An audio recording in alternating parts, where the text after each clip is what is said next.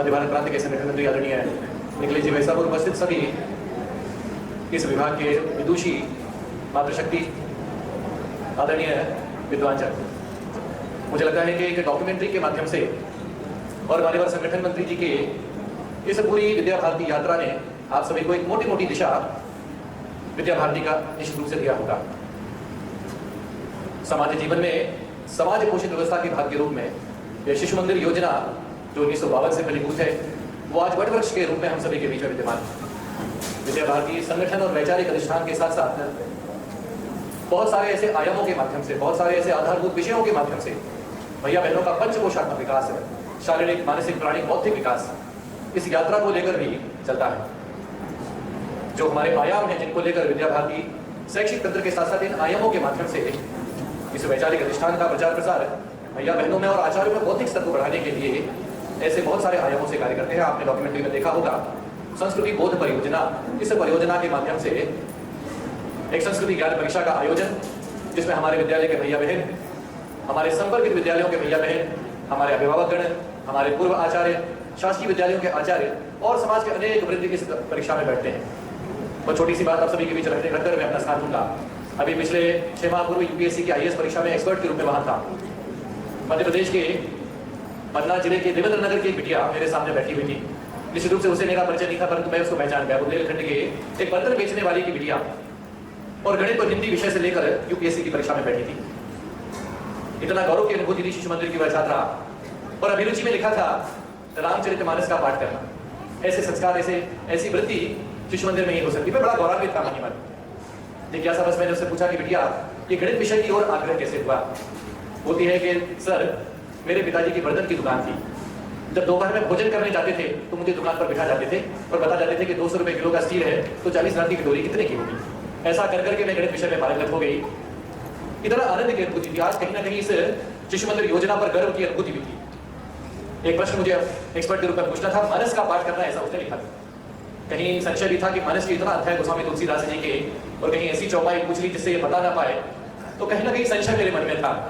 मैंने पूछा कि बिटिया ये बताओ कि मानस में एक चौपाई आती है जिसमें आज की दुल्हन कैसी हो, आज का दूल्हा कैसा हो, समधी कैसा हो, समधन कैसी हो, इस पर गोस्वामी तुलसीदास जी क्या लिखते हैं? वो बहन तुरंत बोलती है कि राम सरिस पर दुल्हन सीता, समधी दशरथ जनक बोलता। आज वो बिटिया राजेंद्र नगर की हैदराबाद एकेडमी में आईपीएस की ट्रेनिंग कर रही है।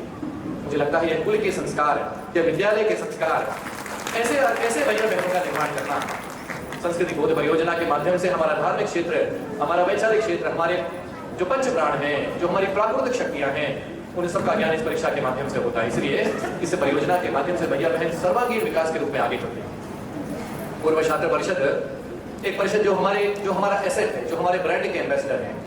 आज सभी पूर्व छात्र बहुत बहुत प्रतिष्ठित स्थानों पर हैं। फिर पुनः विद्यालय से जुड़े, उनके परिवार में पुनः संस्कार युक्त वातावरण हो। एक अनौपचारिक रूप से चाय पर चर्चा, ऐसे विद्या भारती के लोग जाएं। ऐसे पूर्व छात्र जो प्रतिष्ठित हैं, उनका विद्यालय में योगदान शारीरिक रूप से, मानसिक रूप से, बौद्धिक रूप से, अर्थ के रूप में संपूर्ण विद्यालय का संचालन करने में उनकी उपयोगिता हो, ऐसा एक आयाम विद्या भारती का पूर्व छात्रों के माध्यम से मुझे लगता है। इस क्षेत्र के सबसे ज्यादा पूर्व छात्र हमारे इस कार्य से जुड़े हैं, समिति के सदस्य के रूप में, शिक्षाविद के रूप में, विषयों के पारंगत विषय के रूप में, ऐसे बहुत सारे पूर्व छात्र इस आयाम में हमारे बीच है। विद्वत परिषद एक ऐसी परिषद जो विद्या भारती की योजना है कि स्वयं समसामयिक विषयों को लेकर बोलना, कंटेम्पररी इश्यूज को लेकर राष्ट्रीय शिक्षा नीति आई, बहुत सारे विषय समाज के थे। मैं कई बार प्राचार्यों के बीच जाता हूँ, प्रोफेसर हूँ, तो मेरा जाना होता है, बोले भाई साहब ये कैसी शिक्षा नीति लाए, इसका क्रियान्वयन कैसे होगा, इसको लेकर बहुत सारी जिज्ञासाएं हैं, मीमांसाएं हैं। क्या विद्वत परिषद के जो समाज के प्रबुद्ध लोग हैं, उनका शब्द बनता, उनका यह विचार बनता है समाज जीवन में जाकर प्रत्येक संस्था में कंटेम्पररी इशू है, इसको लेकर समाज का मार्गदर्शन करने वाले संघ के प्रचारक आदरणीय अखिलेश जी हैं, आदरणीय निखिलेश जी हैं। इनका कहना निश्चित रूप से संघ प्रेरित होगा, परंतु समाज में जब आप जैसा व्यक्ति खड़ा होकर विद्या भारती का विषय रखता है तो निश्चित रूप से ये प्रामाणिक रूप से एक विषय रखता है, इसलिए उसकी स्वीकार्यता अधिक होती है। ऐसा एक आयाम विद्वत परिषद के माध्यम से विद्या भारती संचालित करता है। मेरी बिटिया एक दिन आई, पंचम कक्षा पंचम में पढ़ती थी, और आकर बोली पिताजी आज मेरी शिक्षिका ने मुझे संचार के साधन पढ़ाए, मोड्स ऑफ कम्युनिकेशन। मैंने कहा बिटिया फिर क्या हुआ? बोले सारे संचार के साधन बताए, मार्कोनी इसके वायर से लेकर सैटेलाइट फोन तक बताया। और जब सारा बता दिया तो मैंने कहा दीदी एक विषय बताना आप भूल गई। बोले अनन्या मंच पर आओ, कुछ नया है। उस बिटिया में कुछ नवाचार था। मेरी बिटिया मंच पर आकर बोलती है, मैंने कभी उससे इस बात पर चर्चा नहीं की, परंतु परिवार का जो माहौल है, परिवार का जो वातावरण है, वो बोलती है, दीदी आपने आदि ऋषि नारद का नाम नहीं लिया, जब कोई नहीं था तो नारायण नारायण कहकर समाचारों का आदान प्रदान करते थे। ऐसी अक्षर हमारी संस्कृति और संस्कृति का वाहक विद्या भारती है। तो निश्चित रूप से इन गुणों का संस्कार हमारे भैया बहनों में विद्या भारती योजना उस वैचारिक अधिष्ठान के माध्यम से होता है। विद्या भारती में बहुत सारे शैक्षणिक विषय हैं, बहुत सारे एक्शन रिसर्च के विषय हैं। इन विषयों पर पारंगत होना, कक्षा कक्ष का पठन पाठन कैसा हो, अध्ययन अध्यापन कैसा हो, भैया बहनों की रुचि अभिरुचि कैसी हो, इसको लेकर लर्निंग टीचिंग मटेरियल्स कैसे बने, इसको लेकर हमारे आचार्य लगातार शोध करते रहते हैं, लगातार इस ओर वैज्ञानिक पद्धति से कार्य करते रहते हैं। इसको क्रिया शोध का नाम विद्या भारती ने दिया। ऐसे 4 आयाम वो विद्या भारती लेकर कार्य करता है।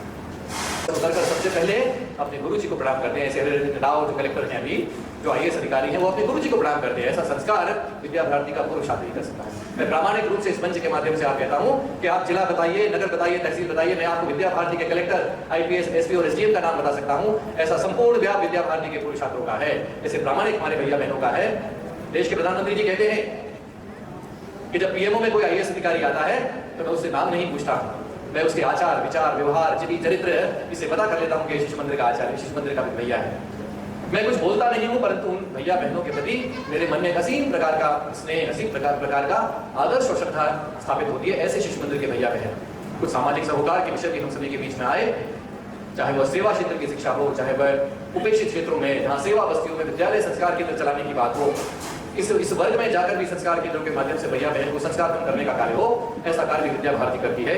जनजातीय क्षेत्रों में एकल विद्यालयों के माध्यम से, अभी आदरणीय शिरोमणि जी बता रहे थे कि गिरी कतराव में वनवासी अंचल में एक सिंगल स्कूल टीचर ऐसे विद्यालयों का संचालन भी विद्या भारती करती है। ऐसे बहुआयामी कार्य, पर्यावरण संरक्षण।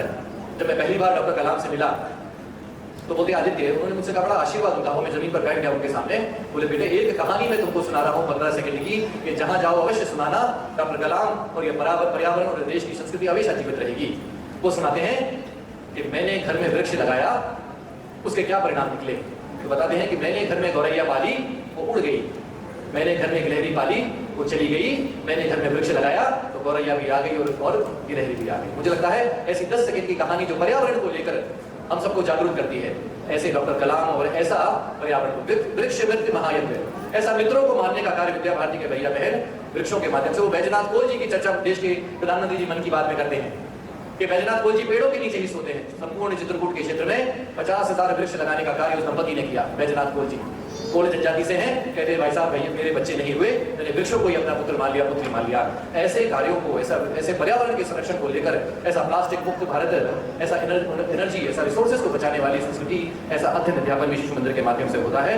स्व का जागरण, स्वदेशी का जागरण, स्वभाषा, स्वभूषा, स्वभोजन, भ्रमण, भवन, ऐसा स्व आधारित हो, इस राष्ट्र की चेतना के आधार पर हो, ऐसा भी विद्या भारती के कार्य के रूप में होते हैं। और अंत में हमारे समविचारी विद्यालय, अभी आदरणीय भाई साहब बता रहे थे कि चाहे वो रामकृष्ण विद्या मंदिर हो, चाहे वो अरविंदो आश्रम हो, चाहे वो महर्षि महेश्वरी के विद्यालय हो, चाहे वो DAV के संस्थान हो, ऐसे चाहे वो DPS संस्थान हो, इनको लेकर विद्या भारती का जो वैचारिक अधिष्ठान है, जो सकारात्मक पक्ष है, उनको लेकर हम सब संपर्कित विद्यालयों के माध्यम से, पूर्व आचार्यों के माध्यम से जाकर और विद्या भारती की अच्छी जो बातें हैं वो उनको देना और उनकी सकारात्मक बातें हैं विद्या भारती में प्रचार प्रसार करना। ऐसा एक बाई डायरेक्शनल कार्य भी विद्या भारती के क्षेत्र की ओर से, केंद्र की ओर से आग्रह है और हम निश्चित रूप से इसे कार्य को